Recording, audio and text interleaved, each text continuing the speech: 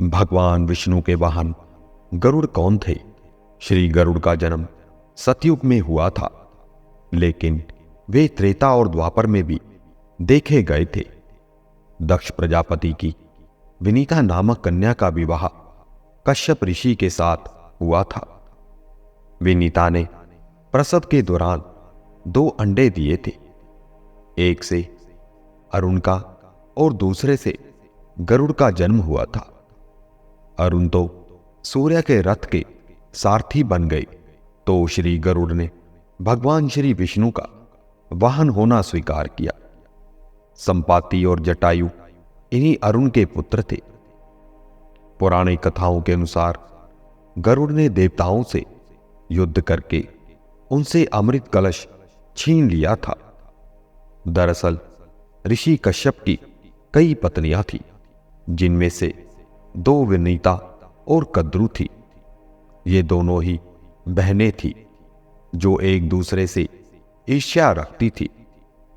दोनों के पुत्र नहीं थे, तो पति कश्यप ने दोनों को पुत्र के लिए एक वरदान दे दिया। वनीता ने 2 बलशाली पुत्र मांगे, जबकि कद्रु ने 1000 सर्प पुत्र रूप में मांगे, जो कि अंडे के रूप में जन्म लेने वाले थे।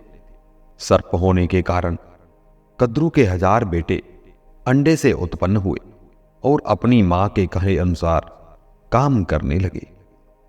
दोनों बहनों में यह शर्त लग गई थी कि जिसके पुत्र बलशाली होंगे, हारने वाले को उसकी दास्तां स्वीकार करनी होगी। इधर सर्प ने जो जन्म ले लिया था, लेकिन वनीता के अंडों से अभी कोई पुत्र नहीं निकला था। इसी जल्दबाजी में वनीता ने एक अंडे को पकने से पहले ही फोड़ दिया। अंडे से अर्ध विकसित बच्चा निकला, जिसका ऊपर का शरीर तो इंसानों जैसा था, लेकिन नीचे का शरीर अर्धपक्व था। इसका नाम अरुण था।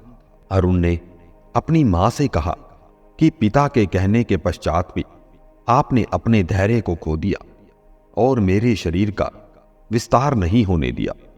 इसलिए मैं आपको श्राप देता हूं कि आपको अपना जीवन एक सेवक के तौर पर बिताना होगा। अगर दूसरे अंडे में से निकला उनका पुत्र उन्हें इस श्राप से मुक्त ना करवा सका, तो वह आजीवन दासी बनकर ही रहेंगी। भय से वनीता ने दूसरा अंडा नहीं फोड़ा और पुत्र के श्राप देने के कारण शर्त हार गई और अपनी छोटी बहन की दासी बनकर रहने लगी। बहुत लंबे काल के पश्चात दूसरा अंडा फूटा और उसमें से विशालकाय गरुड़ निकला, जिसका मुख पक्षी की तरह और बाकी शरीर इंसानों की तरह था। हालांकि उनकी पसलियों से जुड़े हुए उनके विशालकाय पंख भी थे। जब गरुड़ को यह पता चला कि उनकी माता तो उनकी ही बहन की दासी है और क्यों है यह भी पता चला, तो उन्होंने अपनी मौसी और सर्पों से इस दास्तव से मुक्ति के लिए उन्होंने शर्त पूछी। सर्पों ने विनीता की दास्तां की मुक्ति के लिए अमृत मंथन में निकला अमृत मांगा। अमृत लेने के लिए गरुड़ स्वर्गलोक की तरफ तुरंत निकल पड़े। देवताओं ने अमृत की सुरक्षा के लिए 3 चरणों की सुरक्षा कर रखी थी। पहले चरण में आग की बड़े पर्दे बिछा रखे थे। दूसरे में घातक हथियारों की आपस में घर्षण करती दीवार थी और अंत में 2 विषैले सर्पों का पहरा। वहां तक भी पहुंचने से पहले देवताओं से मुकाबला करना था। गरुड़ सबसे भिड़ गए और देवताओं को बिखेर दिया। तब गरुड़ ने कई नदियों का जल मुख में ले पहले चरण की आग को बुझा दिया। अगले पथ में गरुड़ ने अपना रूप इतना छोटा कर लिया कि कोई भी हथियार उनका कुछ ना बिगाड़ सका, और सांपों को अपने दोनों पंजों में पकड़कर उन्होंने अपने मुंह से अमृत कलश उठा लिया और धरती की ओर चल पड़े। लेकिन तभी रास्ते में भगवान विष्णु प्रकट हुए और गरुड़ के मुंह में अमृत कलश होने के बाद भी उसके प्रति मन में लालच ना होने से खुश होकर गरुड़ को वरदान दिया कि वो आजीवन अमर हो जाएंगे। तब गरुड़ ने भी भगवान को एक वरदान मांगने के लिए बोला, तो भगवान ने उन्हें अपनी सवारी बनने का वरदान मांगा।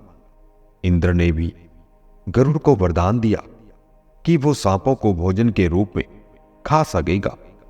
इस पर गरुड़ ने भी अमृत सकुशल वापसी का वादा किया। अंत में गरुड़ ने सर्पों को अमृत सौंप दिया और भूमि पर रखकर कहा कि यह रहा अमृत कलश।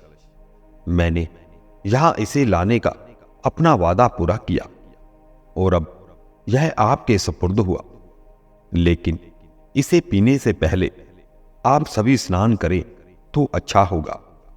जब वे सभी सर्प स्नान करने गए, तभी वहां अचानक से भगवान इंद्र पहुंचे और अमृत कलश को वापस ले गए, लेकिन कुछ बूंदें भूमि पर गिर गई जो घास पर ठहर गई थी।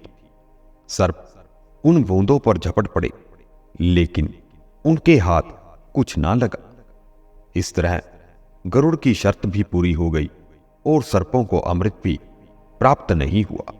त्रेता युग में जब रावण के पुत्र मेघनाथ ने भगवान श्री राम से युद्ध करते हुए श्री राम को नागपाश से बांध दिया था, तब देव ऋषि नारद के कहने पर श्री गरुड़ ने नागपाश के समस्त नागों को खाकर श्री राम को नागपाश के बंधन से मुक्त कर दिया था।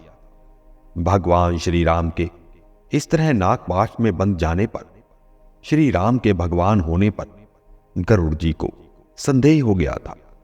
श्री गरुड़ का संदेह दूर करने के लिए देव ऋषि नारद उन्हें ब्रह्मा जी के पास भेजते हैं। ब्रह्मा जी उनको शंकर जी के पास भेजते हैं। भगवान श्री शंकर ने भी गरुड़ को उनका संदेह मिटाने के लिए काकभुशुंडी जी नाम के एक कौवे के पास भेज दिया। अंत में काकभुशुंडी जी ने राम के चरित्र की पवित्र कथा सुनाकर श्री गरुड़ के संदेह को दूर किया। लोमश ऋषि के श्राप के चलते काकभुशुंडी कौवा बन गए थे। लोमश ऋषि ने श्राप से मुक्त होने के लिए उन्हें राम मंत्र और इच्छा मृत्यु का वरदान दिया। कौवे के रूप में ही उन्होंने अपना संपूर्ण जीवन व्यतीत किया। वाल्मीकि से पहले ही काकभुशुंडी ने रामायण गरुड़ को भी सुना दी थी। इससे पूर्व हनुमान जी ने संपूर्ण रामायण पाठ लिखकर समुद्र में फेंक दी थी। वाल्मीकि श्री राम के समकालीन थे और उन्होंने रामायण तब लिखी जब रावण वध के बाद राम जी का राज्य अभिषेक हो चुका था। भगवान श्री कृष्ण को विष्णु का अवतार माना जाता। भगवान श्री विष्णु ने ही श्री राम के रूप में अवतार लिया और भगवान श्री विष्णु जी ने ही श्री कृष्ण के रूप में।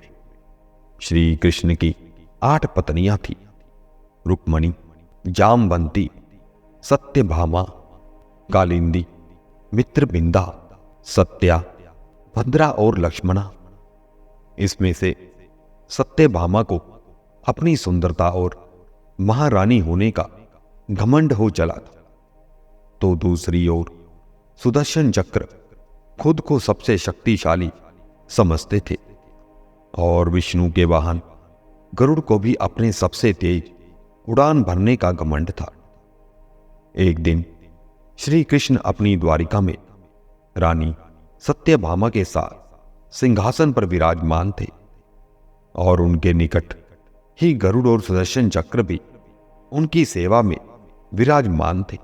बातों ही बातों में रानी सत्यभामा ने व्यंग्यपूर्ण लहजे में पूछा, हे प्रभु, आपने त्रेता युग में राम के रूप में अवतार लिया था। सीता आपकी पत्नी थी, क्या वे मुझसे भी अधिक सुंदर थी? भगवान सत्यभामा की बातों का जवाब देते उससे पहले ही गरुड़ ने कहा, भगवान, क्या दुनिया में मुझसे भी ज्यादा तेज गति से कोई उड़ सकता है? तभी सुदर्शन से भी रहा ना गया और वह भी बोल उठे कि भगवान, मैंने बड़े बड़े युद्धों में आपको विजय श्री दिलवाई है, क्या संसार में मुझसे भी शक्तिशाली कोई है? द्वारकाधीश समझ गए कि तीनों में अभिमान आ गया। भगवान मंद मंद मुस्कुराने लगे और सोचने लगे कि इनका अहंकार कैसे नष्ट किया जाए। तभी उनको एक युक्ति सूझी। भगवान जब मंद मंद मुस्कुरा रहे थे तो वे जान रहे थे कि उनके इन तीनों भक्तों को अहंकार हो गया है और इनका अहंकार नष्ट होने का समय भी आ गया। ऐसा सोचकर उन्होंने श्री गरुड़ से कहा कि हे गरुड़, तुम श्री हनुमान जी के पास जाओ और कहना कि भगवान राम माता सीता के साथ उनकी प्रतीक्षा कर रहे हैं। श्री गरुड़ भगवान की आज्ञा लेकर श्री हनुमान को लाने के लिए चले गए। इधर श्री कृष्ण ने सत्यभामा से कहा कि देवी, आप सीता के रूप में तैयार हो जाएं। और स्वयं द्वारकाधीश ने श्री राम का रूप धारण कर लिया। तब श्री कृष्ण ने सुदर्शन चक्र को आज्ञा देते हुए कहा कि तुम महल के प्रवेश द्वार पर पहरा दो और ध्यान रहे कि मेरी आज्ञा के बिना महल में कोई भी प्रवेश ना करने पाए। सुदर्शन चक्र ने कहा, जो आज्ञा भगवान। और भगवान की आज्ञा पाकर चक्र महल के प्रवेश द्वार पर तानात हो गए। गरुड़ ने हनुमान जी के पास पहुंचकर कहा कि हे वानर श्रेष्ठ, भगवान श्री राम माता सीता के साथ द्वारिका में आपसे मिलने के लिए पधारे हैं। आपको बुला लाने की आज्ञा है। आप मेरे साथ चलिए। मैं आपको अपनी पीठ पर बिठाकर शीघ्र ही वहां ले जाऊंगा। हनुमान जी ने विनयपूर्वक गरुड़ जी से कहा कि हे बंधु, आप चलिए, मैं आता हूं। गरुड़ यह सोचने लगे कि इस वृद्ध अवस्था के चलते पता नहीं यह वृद्ध वानर कब तक पहुंचेंगे। इतना कहकर वह शीघ्रता से द्वारिका की ओर उड़ चले। लेकिन महल में पहुंचकर गरुड़ ने देखा कि हनुमान जी तो उनसे पहले ही महल में प्रभु के सामने बैठे हैं। गरुड़ का सिर लज्जा से झुक गया। तभी श्री राम के रूप में श्री कृष्ण ने हनुमान जी से कहा कि हे पवन पुत्र, तुम बिना आज्ञा के महल में कैसे प्रवेश कर गए? क्या तुम्हें किसी ने प्रवेश द्वार पर रोका नहीं? हनुमान जी ने हाथ जोड़ते हुए सिर झुकाकर अपने मुंह से सुदर्शन चक्र को निकालकर प्रभु के सामने रख दिया। हनुमान ने कहा कि प्रभु, आपसे मिलने से मुझे क्या कोई रोक सकता है? इस चक्र ने रोकने का तनिक प्रयास किया था, इसलिए इसे मुंह में रख मैं आपसे मिलने आ गया। मुझे क्षमा करें। भगवान मंद मंद मुस्कुराने लगे। अंत में हनुमान ने हाथ जोड़ते हुए श्री राम से प्रश्न किया कि हे प्रभु, मैं तो आपको पहचानता हूं। आप ही श्री कृष्ण के रूप में मेरे राम हैं। लेकिन आज आपने माता सीता के स्थान पर किस दासी को इतना सम्मान दे दिया कि वह आपके साथ सिंहासन पर विराजमान है? अब रानी सत्यभामा का अहंकार भंग होने की बारी थी। उन्हें सुंदरता का अहंकार था जो पल भर में चूर चूर हो गया था। रानी सत्यभामा, सुदर्शन चक्र व गरुड़ तीनों का गर्भ चूर चूर हो गया था। वे भगवान की लीला समझ रहे थे। तीनों की आंखों से आंसू बहने लगे और वे भगवान के लिए चरणों में झुक गए। भगवान ने अपने भक्तों के अहंकार को अपने भक्त हनुमान द्वारा ही दूर किया। अद्भुत है प्रभु की लीला।